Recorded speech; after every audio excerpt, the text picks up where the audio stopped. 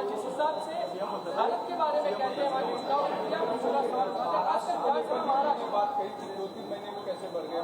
ये बहुत ही दुख की बात है कि श्रीमान राहुल गांधी विदेश में जाकर अपने देश के प्रति, अपने देश के संविधान ने जो संस्थाएं तैयार की है उनके प्रति इस प्रकार से झूठ बोलने का प्रयास करते हैं, झूठ फैलाने का प्रयास करते हैं, भारतीय लोकतंत्र को बदनाम करने का प्रयास करते हैं, लोकतंत्र पर सवालिया निशान उठाने का प्रयास करते हैं।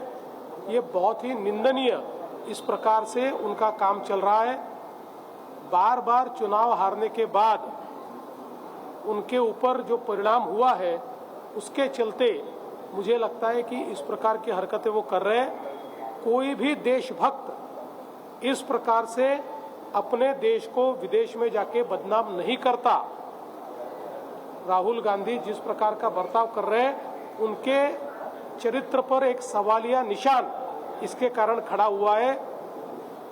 ऐसी चीजें करने की जगह वो जनता में जाए, जनता का विश्वास वापस हासिल करे तो वो चुनाव जीत सकेंगे। दुनिया भर में कितनी भी बदनामी करके वो चुनाव नहीं जीत सकते, इससे उनका ही कद छोटा होता जाएगा।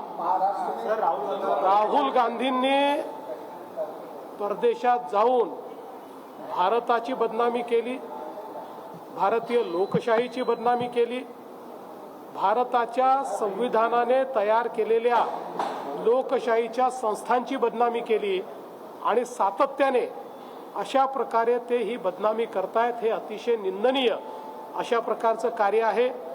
वारंवार निवडणुकांमध्ये हारल्यानंतर त्यांच्या मनावर परिणाम झालेला दिसतो आहे, पण ते एका विरोधी पक्षाचे नेते असताना अशा प्रकारे जर आपल्याच देशाची बदनामी ते विदेशात जाऊन करत असतील तर कुठेतरी त्यांच्याबद्दल संशय निर्माण होतो की ते नेमकं कोणाचा अजेंडा चालवत आहेत।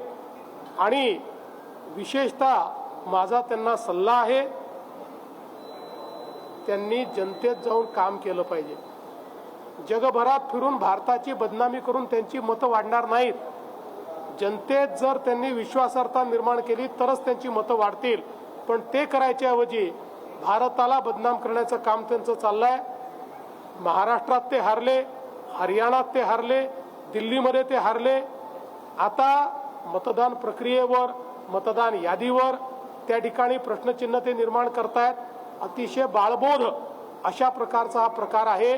त्यामुळे त्यांनी जनतेत जावं आणि भारताची बदनामी करणं राहुल गांधींनी बंद करावं असं आमचं त्यांना आव्हान आहे। राहुल गांधींनी परदेशात जाऊन भारताची बदनामी केली असं देवेंद्र फडणवीस यांनी म्हटलंय। निवडणुकीतील पराभवामुळे राहुल गांधी हे विचलित झालेत।